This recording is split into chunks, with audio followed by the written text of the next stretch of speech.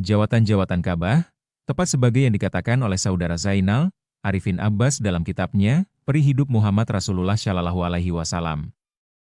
Medan, 1952, bahwa hubungan Ka'bah sangat rapat sekali dengan pemerintahan di Mekah, terutama sebelum Islam. Jawatan-jawatan pemerintahan dalam masa sebelum Islam itu tidak diperhubungkan dengan nama seseorang besar, raja, perdana menteri, partai dan sebagainya, akan tetapi diperhubungkan dengan nama Ka'bah, yang menandakan bahwa pemerintah di sana lebih banyak berupa pemerintah ibadah atau agama daripada pemerintahan suatu kerajaan duniawi. Dalam kitab tersebut diriwayatkan panjang lebar tentang susunan pemerintahan Ka'bah itu. Beberapa kutipan daripadanya saya hidangkan sebagai tersebut di bawah ini. Riwayat yang baik dan teratur yang dapat diketahui dengan jelas, ialah mulai dari pertengahan abad ke-5 Masehi, yaitu ketika Qusay ibn Kilab memegang kekuasaan di Mekah. Sebelum Qusay pemerintahan Ka'bah dipegang oleh orang-orang yang sama sekali tidak berhubungan langsung dengan keturunan Nabi Muhammad. Sebelum Qusay pemerintahan Ka'bah itu terdiri atas jawatan-jawatan yang mengurus hal-hal yang tersebut di bawah ini. 1. Urusan Al-Hijabah, yang menguasai anak kunci Ka'bah dan yang berhak membuka atau menutupnya. Jawatan ini masuk salah satu jawatan yang terpenting. Orang-orang yang ada keperluannya tentang pembukaan Ka'bah itu harus berhubungan langsung dengan kepala yang memegang jawatan ini. 2. Urusan asikajah, yaitu urusan air minum dan segala yang bersangkut paut dengan itu. Terbentuknya jawatan ini terutama karena pengalaman-pengalaman mengenai kesukaran-kesukaran air minum yang ditimbulkan oleh orang-orang Jurhum tatkala mereka dikalahkan dan diusir dari Mekah. Pada waktu mereka akan meninggalkan Mekah dan menyerahkan kekuasaannya kepada orang lain. Ditimbunnya sumur Zam-Zam setelah dimasukkan ke dalamnya 2 keping pintu emas Ka'bah, dengan niat supaya orang-orang tidak mendapat air minum lagi. Air penting sekali bagi kota Mekah dan satu-satunya mata air dalam kota tersebut pada waktu itu ialah sumur Zam-Zam. Sejak penimbunan sumur itu orang-orang yang datang mengerjakan ibadah haji dari seluruh tanah Arab mendapat kesukaran amat sangat.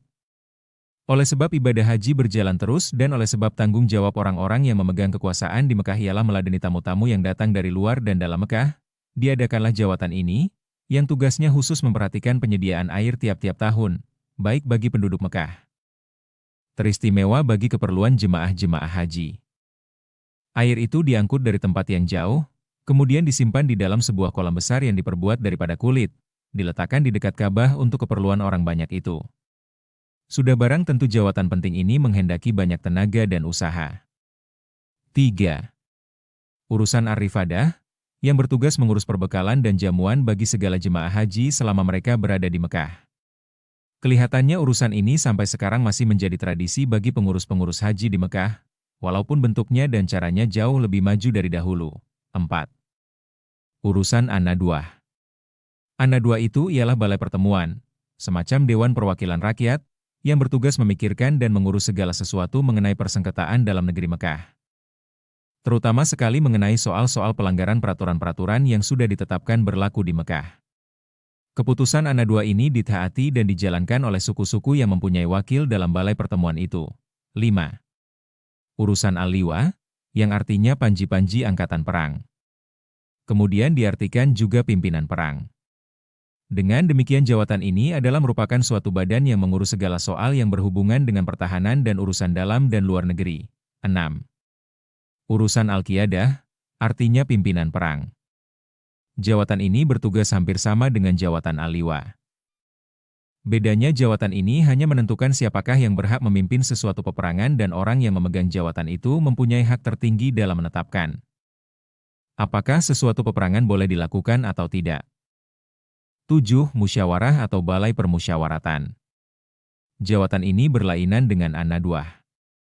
Musyawarah ini merupakan suatu tempat orang ramai bertanyakan sesuatu atau meminta bantuan sesuatu dalam menyelesaikan soal-soal yang dibutuhkan.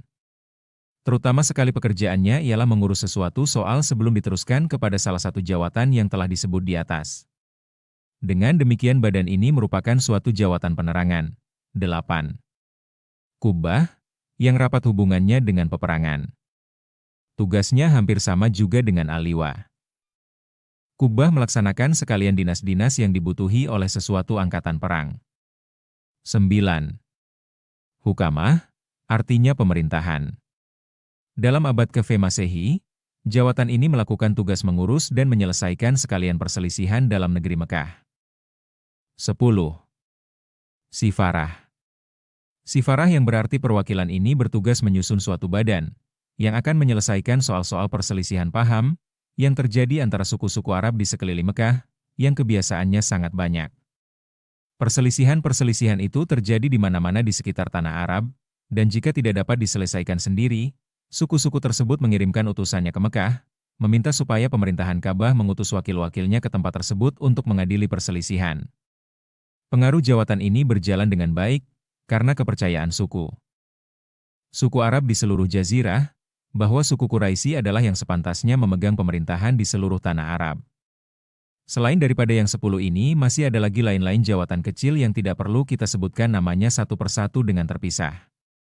Jumlah dan tugas tiap-tiap jawatan itu memberikan gambaran kepada kita, bagaimana besar perhatian orang Quraisy dalam tugas-tugasnya yang mencitmati Ka'bah dan segala yang berhubungan dengan itu, sehingga rumah suci itu terpelihara sampai kepada zaman Nabi Muhammad memegang pimpinan dan membangun mengembangkan agama Islam. Kemudian jelas juga kepada kita, bahwa bagaimanapun sederhana bentuk dan coraknya pemerintahan Ka'bah pada waktu itu, ia merupakan suatu susunan pemerintahan demokrasi menurut yang dapat dilaksanakan pada masa itu. Buku Sejarah Ka'bah dan Manasik Haji, pengarang Haji Abu Bakar, penerbit NV Bulan Bintang tahun 1963.